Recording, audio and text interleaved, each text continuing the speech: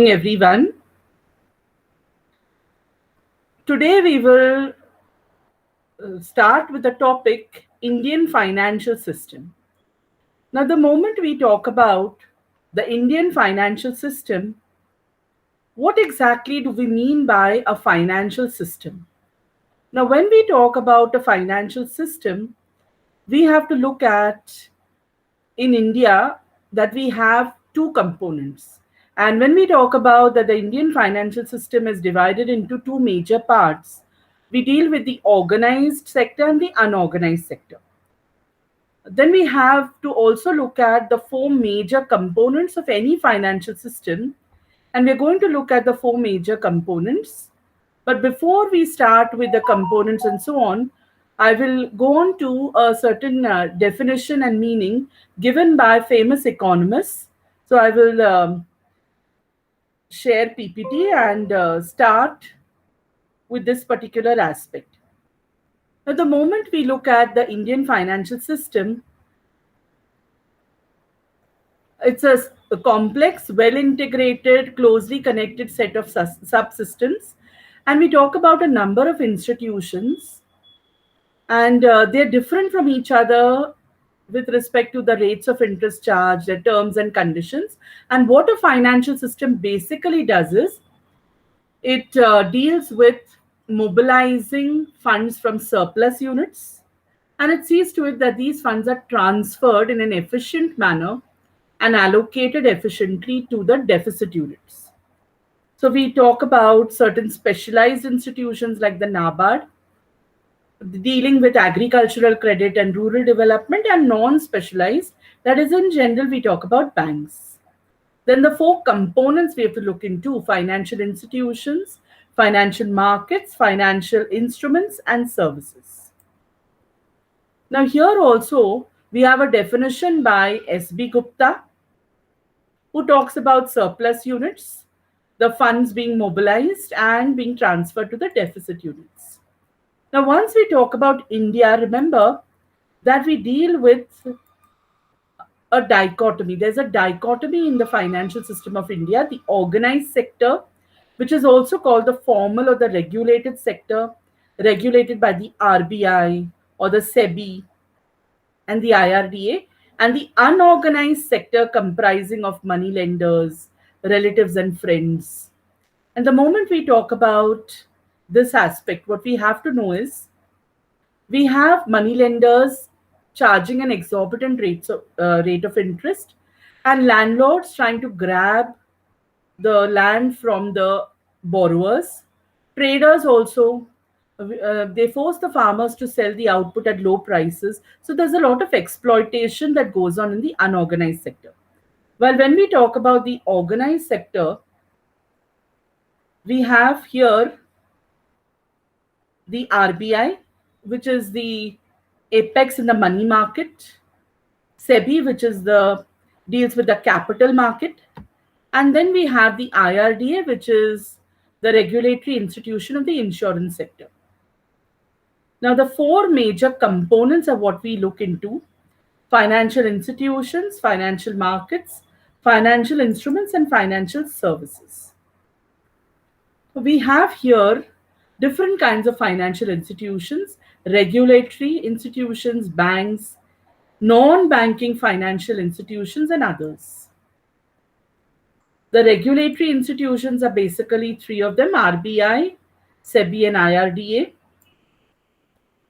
Once we look at the banks, we have different kinds of banks: nationalized banks, then we have the cooperative banks, private sector banks, and foreign banks.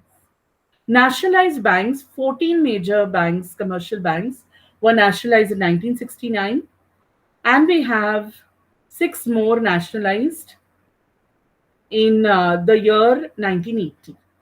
Cooperative banks, we have Malad Sahkari Bank. Then private sector, we have ICICI Bank, Kotak Mahindra. Foreign banks, we have Deutsche Bank, and so on. So we have different kinds of banks. Then we have non-banking financial intermediaries, where we have the insurance corporations, we have non-banking finance companies, chit funds. And we talk even about mutual funds, where the savings of small savers are pooled together and then they are invested in a diversified portfolio. When we come to financial markets, we have the money market, where we talk about lending and borrowing for a short period of time, and the capital market for a long period of time. Now, when we say long period of time, what we are talking about is we are talking about a situation where we have a time period of more than 1 year, up to 1 year, 1 day, few days, few months, up to 1 year. We have transactions in the money market, and beyond that, in the capital market. Then, if we talk about new issues, we're dealing with the primary market. And if we're talking about resale and so on, we're talking about the secondary market. Now, the money market as well as the capital market, both of them are divided into the primary and the secondary segment. We have financial instruments dealing with, the time period. So we have short term, medium term, and long term. And instruments, we have shares, bonds, debentures, portfolio of LIC, that is units of mutual funds. Plus, we have the insurance policies.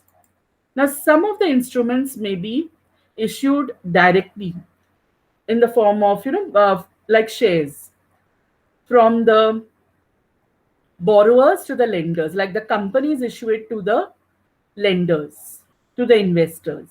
And secondary ones, it happens through a financial intermediary. Then we have financial instruments which people choose on the basis of return, risk, liquidity, tax benefits. We also have here financial services. For example, we talk about credit rating, hire purchase. Hire purchase is like, you don't buy the consumer durable by paying all the money right now. We pay a down payment and the remaining we pay in the form of installments. Then credit rating, deciding which instrument to invest in, because nowadays you find the instruments are very sophisticated, but people's knowledge, when you talk about individual investors, they may not have the knowledge whether it is safe to invest in that instrument or not. So, taking all this into account, we have credit rating. So, four components exist of a financial system. There is financial institutions, financial markets, financial instruments, and financial services. Now, whatever I have done in today's lecture, I hope it is clear to all of you. If you have any kind of queries, you can put it down in the chat box, or you can unmute and uh, solve your doubts. And in a short while, I'm going to start with the question answer session based on whatever I have taught you in today's lecture, to find out whether whatever concepts I've done with you today, whether they are clear to all of you. Thank you. That's all what I had from my side.